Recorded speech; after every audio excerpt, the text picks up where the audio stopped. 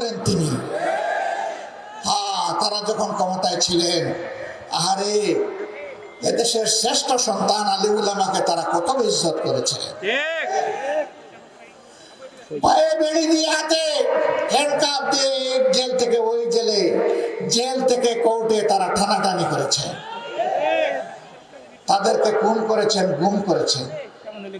দেশপ্রেমিক বিভিন্ন দলের মানুষকে তারা খুন গুম করেছেন, সাধারণ মানুষকে খুন গুম করেছেন। শেষ পর্যন্ত আমাদের যুবক যুবতী কলিজার টুকরা সন্তানদেরকে হাতুড়ি বাহিনী পাঠিয়ে গুলি চালিয়ে তারা খুন করেছে। আমাদের মেয়েদেরকে তারা ছাড় দেয়নি।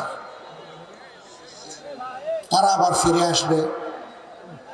কেউ কেউ বলেন আগামী নির্বাচনে তারা অংশগ্রহণ করতে পারবে কিনা। নির্বাচন কার জন্য? নির্বাচন তাদের জন্য যারা মানুষকে সম্মান করে।